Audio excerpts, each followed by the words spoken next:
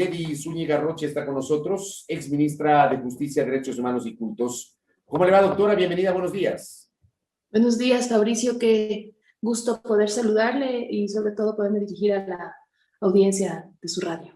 Gracias por atendernos en esta mañana a Ledy Zúñiga. A ver, el gobierno del presidente Moreno decidió desarticular el Ministerio de Justicia y crear este Servicio Nacional de Atención a Personas Adultas Privadas de Libertad y Adolescentes Infractores, el SNAI, que no tiene el rango de ministerio.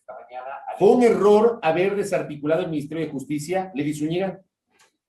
Mire, permítame iniciar esta entrevista solidarizándome con los familiares de las víctimas de los privados de libertad que han sido asesinados de esta forma tan atroz, con esta hazaña, hechos que obviamente nos dejan ver el abandono del Estado en esta política de rehabilitación social. Y es evidente, y usted lo ha dicho, el haber desmantelado la institucionalidad que existía para generar esta política pública de rehabilitación es una de las principales causas para vivir esta crisis carcelaria en nuestro país, jamás antes vista. Este hecho pasará a la historia de nuestro país como un hecho lamentable, pero también como un hecho en la que la indolencia y la incapacidad para aplicar una política pública haya costado tantas vidas de seres humanos. Mucha gente se ha hasta alegrado de que esto suceda y debemos como sociedad rechazar ese tipo de reacciones, porque efectivamente, más allá de que han cometido delitos, no han perdido su calidad de personas, y es el Estado, y eso es muy importante que se reconozca, Fabricio, es el Estado el que debe tutelar los derechos de los privados de libertad, porque en privación de libertad estas personas no están en capacidad de garantizar sus derechos por sí solos, sino que necesitan del Estado para tutelarlos. Y en ese sentido, Fabricio, haber desmantelado el Ministerio de Justicia da como resultado una violencia en los centros penitenciarios y llevar justamente a esta masacre que se ha dado en el día martes. Y hay una cifra, hay una fecha determinante que justamente muestra con claridad esto que lo estoy diciendo. En noviembre del 2018 se elimina mediante decreto el Ministerio de Justicia y a partir de esa fecha se dispara el número de muertes dentro de los centros penitenciarios. Antes del 2018 existían muertes como hechos aislados, 4, 5, 11 muertes, pero a partir del 2018 se disparan a 32, 50 y de lo que sabemos hasta ahora vamos 80 muertes dentro del sistema. Y esto obviamente obedece a no contar con un ministerio, ser uno de los pocos países en la región que no tiene un Ministerio de Justicia, Derechos Humanos y Cultos.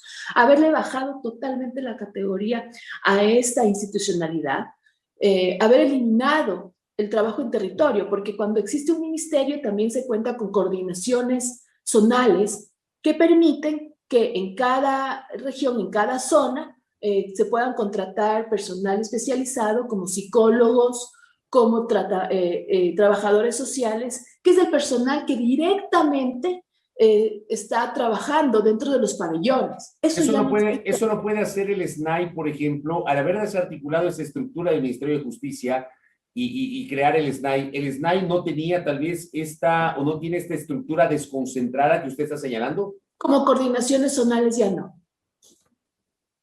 Los ministerios tienen la capacidad de tener la estructura institucional de coordinaciones zonales. Como coordinaciones zonales ya no, la SNAI no tiene la capacidad de contratar a través de las coordinaciones zonales al personal que sea destinado exclusivamente para trabajar en esa zona. Esa es una de las causas. Otra es también haber desarticulado toda esta estructura que teníamos de inteligencia penitenciaria dentro del sistema, que nos ayudaba a anticiparnos de este tipo de hechos, pero también a identificar a los miembros de bandas para poder hacer los movimientos adecuados dentro del sistema penitenciario, porque recuerde usted que los centros que fueron inaugurados a partir del 2014 cuentan con distintos pabellones, mínima, mediana y máxima, para poder establecer un plan de vida diferenciado en cada uno de estos pabellones. La unidad de inteligencia penitenciaria que se creó en su momento nos monitoreaba y nos informaba permanentemente de forma semanal cómo estaba avanzando la articulación de las bandas criminales al interior de los centros. El haber desarticulado también esta unidad de inteligencia penitenciaria hizo justamente que también se pierda esta oportunidad de acción que nos daba el trabajo de inteligencia al interior de los centros. Otro tema importante dentro de este proceso de abandono y de desmantelamiento de toda la estructura para tratar un tema tan delicado como el sistema penitenciario fue haber eliminado la escuela de formación de guías. Usted sabe que veníamos con un déficit de guías penitenciarios y la única solución era justamente contar con una escuela que nos permita capacitar al personal de una forma técnica. Se creó incluso, Fabricio, la carrera de Tecnicatura en Seguridad Penitenciaria. Nosotros logramos graduar a 180 agentes e incorporarlos dentro del sistema, pero a partir del 2018 también se eliminó la escuela y con eso no se ha vuelto a formar personal para guías penitenciarios. Con la creación de la carrera nosotros obviamente al ser ya una tecnicatura mejoramos el sueldo, mejoramos su situación profesional y eso también genera que haya una mayor motivación al interior de los centros por parte de los guías que son pieza clave en el proceso de seguridad al interior de los centros, pero también de la rehabilitación de los privados de libertad. Haber entregado la política de penitenciaria de nuestro país, solo a un eje, el eje de seguridad, para que la policía sea la que se encargue justamente de controlar los centros penitenciarios, también es un error, porque el policía como tal no está formado para cuidar a aquel privado de libertad que detiene. La policía tiene una formación que es para justamente detener a la persona que comete un delito. Pero ahora, aparte de detenerle, también hemos dado la función de que lo cuide y lo rehabilite, eso es contra natura, y estamos viendo obviamente las nefastas consecuencias de haber improvisado el tratamiento de una política tan importante como la rehabilitación. No habrá argumento que valga, Fabricio, ni legal ni jurídico, culpar a otros después de 4 años de gestión, decir que reducir esto solamente a un hecho criminal entre bandas, no es un argumento válido para querer deslindar la responsabilidad que tiene el Estado en estos hechos, porque vuelvo y repito, es el Estado al que le corresponde la tutela de los derechos de los privados de libertad y en ese sentido, en este caso, la responsabilidad recae sobre el Estado. A ver, yo le quiero preguntar a usted, porque usted antes de ser ministra de Justicia también fue parte del Ministerio del Interior en su momento, ha ocupado varios cargos públicos, nuestra invitada, Lady Zúñiga. Antes de la creación del Ministerio de Justicia y que el Ministerio de Justicia asuma justamente la competencia del sistema de rehabilitación social, nosotros teníamos una estructura distinta. Teníamos al Consejo Nacional de Rehabilitación. Teníamos al Consejo Nacional de Rehabilitación Social y teníamos otro tipo de estructuras. ¿Cómo funcionaba antes del Ministerio de Justicia, doctora? Efectivamente, existía la Dirección Nacional de Rehabilitación, que también fue eliminada porque había un manejo muy deficiente, la ex DNRS, del sistema penitenciario, porque igualmente no tenía el rango necesario para poder implementar una política tan importante como es la política penitenciaria. Mire, o sea, estamos hablando de la Dirección Nacional de Rehabilitación Social, ¿verdad? Sí. La que no era un ministerio, era una dirección, era aún más, tenía una categoría incluso menor de lo que ahora, yo no sé qué categoría se le puede dar al SNAI, porque no es una secretaría, no es un ministerio, ahí tiene es una estructura que no tiene los pilares básicos para tratar, como le decía, una política tan importante como la de rehabilitación social, porque depende de lo que pasa en los centros penitenciarios. Controlar las bandas y las mafias dentro de los centros es tan importante porque de eso puede repercutir en la seguridad ciudadana. Desde ahí se pueden liderar y justamente comandar delitos afuera, en las calles. Por eso es importantísimo trabajar en inteligencia penitenciaria para desde adentro desarticular las bandas. Yo me acuerdo, por ejemplo, que antes, cuando existía el Ministerio de Gobierno, antes de que se convierte en Ministerio del Interior y antes de la creación del Ministerio de Justicia, el Ministerio de Gobierno se llamaba Ministerio de Gobierno, Policía, Municipalidades, Rehabilitación Social, Registro Civil y Cultos. O sea, la rehabilitación social era parte del Ministerio de Gobierno y usted obviamente nos recuerda que existía la Dirección Nacional de Rehabilitación Social. Cuando se crea el Ministerio de Justicia, ¿cuál fue la diferencia de esa estructura generada en la Dirección Nacional de Rehabilitación Social, doctora? Lo importante de la creación del ministerio es que al ser un ministerio de justicia y derechos humanos, ya se puede manejar la política, ya no desde el ámbito solamente de la seguridad, que es importantísimo. Mire, yo aquí destaco la labor de la policía, porque no es fácil, como le decía, meter a los policías a cuidar a las mismas personas que ellos detienen, pues. Es sumamente importante la labor de la Policía Nacional, pero no es el único eje que en rehabilitación debe existir. El otro importante es el eje de la rehabilitación, del tratamiento, el de tener actividades y una política cero ocio que mantenga ocupados a los privados de libertad y con eso se disminuya la violencia dentro de los centros. Cuando ya se crea el Ministerio de Justicia y tiene un viceministerio exclusivo para la atención de personas privadas de libertad, con subsecretarías para personas detenidas adultas y también para menores de edad.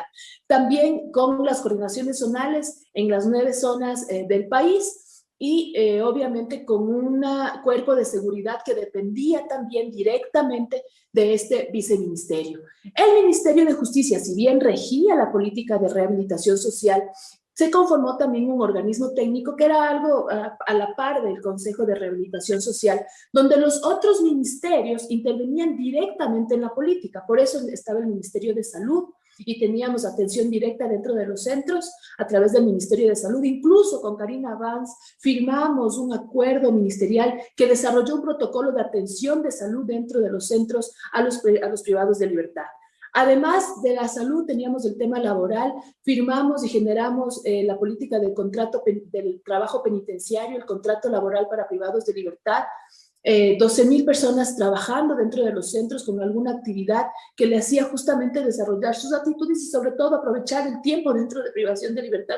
Eso hace que, sin dudas, se disminuya la violencia. Teníamos el tema educativo, que era un eje muy importante, 8,000 privados de libertad cursando los distintos niveles de educación, primaria, secundaria, gente que entró sin saber leer ni escribir, gente que obviamente cometió un delito, pero gente que no tenía ninguna posibilidad, incluso antes de entrar a los centros, no habían accedido a educación, lo pudieron encontrar dentro de esta política que se estaba implementando y que tenía que ser perfectible, porque un sistema penitenciario no se puede transformar en 10 años, un sistema que venía caduco desde el siglo pasado. Pero había que perfeccionar, había que ir mejorando y aquí lo que se hizo es abandonar, desmantelar y dar un abandono total del Estado dentro del sistema. Mire, nosotros nos reuníamos, no sé si usted recuerda, Fabricio, en las mesas de justicia, donde justamente no solamente estaba el sector gubernamental para atender lo que es la rehabilitación social desde estos distintos ejes que yo he mencionado, sino también con otras funciones del Estado, como la función judicial, porque las decisiones judiciales también influyen directamente en lo que pasa dentro de la población. Claro, por ejemplo, el hecho de que, y esto me contaba ayer en una entrevista que le hice en la tarde a Fernando Carrillo Mena, el académico de Flaxo, él decía y confirmaba que la mayor parte de privados de libertad son personas que no tienen sentencia penal condenatoria ejecutoriada, y aquí en el Ecuador, además, ha habido un abuso de la prisión preventiva que, según los abogados, dicen los abogados siempre, debería ser de última ratio, pero aquí la Fiscalía es a lo primero que echa mano. Mire, aquí hay un tema que es sumamente importante. Eso podíamos detectar en las mesas de justicia. Nosotros teníamos una estadística permanente, un reporte permanente y hasta el 2017 la estadística de procesados versus sentenciados era del 30% versus el 70%. Ahora eso ha cambiado y obviamente hace también que haya una población penitenciaria que no puede acceder ni siquiera a un plan de vida dentro de los centros, porque debe tener sentencia para ya poder tener un plan de privación de libertad. Sé que alrededor del 40% de personas que están dentro de los centros son procesadas. Otro tema muy importante. Doctora, solamente para precisar, usted me dice que la estadística era del 30 versus 70. ¿Eran 30 sin sentencia y 70 sin sentencia o al revés? Un poco más, le puedo dar el dato exacto, pero es un poco más del 70% y 20 y pico por ciento de personas procesadas. Pero esa era la relación. Nosotros siempre teníamos el monitoreo dentro de la mesa de justicia, de la caducidad de la prisión preventiva, de la aplicación de beneficios. Recuerde usted, Fabricio, que logramos reducir el hacinamiento por la aplicación de varias estrategias contempladas en el COIP. La favorabilidad hizo que cerca de 3.000 privados de libertad dejaran las cárceles. Por ejemplo, el tema de beneficios penitenciarios, prelibertades, semilibertad, libertad controlada también eran aplicadas y era monitoreado constantemente cómo venía esa aplicación, y eso ayuda a reducir el hacinamiento que genera también violencia carcelaria. Pero ahora resulta que dentro de toda la población penitenciaria el más optado por una prelibertad era JL, alias Rasquiña. Estoy segura, Fabricio, que hay cientos de personas privadas de libertad que debieron haber cumplido ya todos los requisitos para acceder a los beneficios y que están esperando meses y años para justamente acceder a un beneficio penitenciario como prelibertad, pero aquí se privilegió a delincuentes de muy alta peligrosidad como el conocido como JL, el chonero Rasquiña.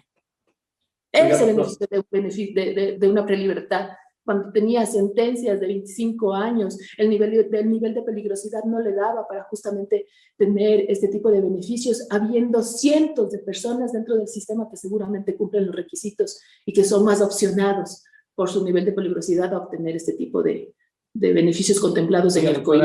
Doctora Lady Zúñiga, ex ministra de Justicia, que está con nosotros en esta mañana, le pregunto a usted. El presidente de la República hace 2 días tuvo una intervención pública de 4 minutos con 37 segundos en donde con una total carencia de autocrítica, encontraba razones que van más allá de la gestión de su gobierno para esta crisis penitenciaria, con esta masacre que no tiene precedentes en el sistema de rehabilitación social del país. Y una de las cosas que decía, por ejemplo, es que el modelo penitenciario no es el adecuado, 1, y 2, que se construyeron megacárceles, cárceles enormes y que por eso es muy complicado el control. A mí me gustaría una reacción suya en ese sentido. Hay unas puntualizaciones que justamente son importantes hacerlas en este momento. Primero, se mencionó que las cárceles albergan a 15.000 privados de libertad. No hay una cárcel en el Ecuador, Fabricio, que tenga esa capacidad. La cárcel de Turi tiene capacidad de 2.700 personas privadas de libertad, Cotopaxi 4.600 y lo mismo Guayas. No hay ninguna cárcel, como se mencionó en esta rueda de prensa, de una capacidad para 15.000 personas. No existe cárcel en el Ecuador. No hay megacárceles en el Ecuador. De 15.000 personas, no, ninguna. No, ninguna cárcel tiene esa capacidad. Segundo, o sea, eso es mentira, ya, eso es mentira. No existe. Yo creo que le dieron un dato errado, no sé quién le pudo haber asesorado en ese sentido, pero ninguna cárcel en el Ecuador tiene esa capacidad. Como le digo, Turi tiene 2.600, Cotopaxi 4.600 y lo mismo, número parecido Guayas. Entonces, primer punto, no hay cárcel en el Ecuador que tenga esta capacidad de 15.000 personas privadas de libertad. Segundo, después de 4 años de gestión, lo peligroso de no reconocer, como usted decía, hacer una autocrítica de lo que está pasando, de haber debilitado la política de rehabilitación social, es justamente que cuando uno no encuentra el problema, no le encuentra la solución. Y nosotros no decimos nosotros que el modelo era el mejor. Lo dijo la Cruz Roja Internacional, lo dijo organismos que trabajaron con nosotros y nos hicieron el acompañamiento durante la aplicación de este modelo. Redujimos el hacinamiento al 0.24% en el 2014. Eso fue reconocido internacionalmente por la Cruz Roja Internacional, por el Consejo de Ministerios de Justicia de la región y de Iberoamérica. Y eso justamente se ve reflejado en las estadísticas que tenemos entre el 2014 y el 2021, en lo que se refiere a la violencia dentro del sistema penitenciario reflejado en muertes. A partir de que se elimina el ministerio 2018, se dispara el número de muertos dentro del sistema penitenciario. Y obviamente, como le digo, la validez del modelo de gestión fue avalado por la misma Cruz Roja Internacional, que nos hizo el acompañamiento en todo el proceso, incluso de capacitación. Vino a la Escuela de Francia de guías penitenciarios para acompañarnos en la creación y en la formación de esta nueva escuela, que también fue desmantelada y que obviamente hizo que no se pueda cumplir el estándar mínimo necesario que se requiere del número de personal de guías dentro de los centros para atender a los privados de libertad. Correcto. Obviamente, esta debilidad de la política genera, como es obvio, esta crisis que se ha llevado tantas vidas de los privados de libertad, pero además de la forma más grotesca, con una barbarie, con una hazaña. Y aquí es importante justamente que ya el Estado, espero ya logre mantener el control de los centros, porque no es posible que este grupo de privados de libertad quieran mantener en zozobra no solo a la población penitenciaria, sino también a la población de la ciudadanía en general, ¿no? Es importante la intervención, como le digo, ya desde el ámbito de la seguridad, identificar a estas personas, poderlas clasificar. La idea de haber creado los centros regionales era justamente que los privados de libertad estén cercanos a su familia para que los puedan visitar y poder adecuar mejor la distribución de los privados de libertad, y hay todo un protocolo y un reglamento para justamente hacer este tipo de clasificación de privados de libertad por su nivel de peligrosidad. El privado de libertad que no es peligroso, que ha cometido un delito menor, tiene derecho a un plan de vida con todas estas opciones y beneficios como es el poder trabajar, el poder estudiar. El que ya tiene mediana seguridad se van reduciendo sus posibilidades, y el de máxima seguridad, obviamente, el que asesina con la hazaña con el que hemos visto, el que ya ha perdido su humanidad, justamente ya debe tener otro tipo de tratamiento en un régimen de máxima seguridad. Correcto. Doctora Lely Zúñiga, le voy a comprometer para que en el futuro podamos seguir conversando sobre este tema. Ojalá que haya alguna, digamos, algún principio de solución o de salida para la crisis del sistema penitenciario, que usted bien la ha graficado con esta experiencia misma, como en su momento ministra de Justicia, Derechos Humanos y Cultos. Gracias, doctora, por el tiempo. Que tenga buen día. Muchas gracias, Fabricio. Un gusto saludar, y a la ciudadanía también. Un abrazo. Gracias, Lely Zúñiga, ex ministra de Justicia. Voy a la pausa. Seguimos con la transmisión de YouTube. No se desconecten, por favor. Estamos transmitiendo a través de el canal de YouTube de Primera Plana por las dificultades técnicas que hemos tenido desde ayer. Ojalá que el día de hoy, el fin de semana, se puedan solucionar para volver justamente con nuestra señal de Facebook.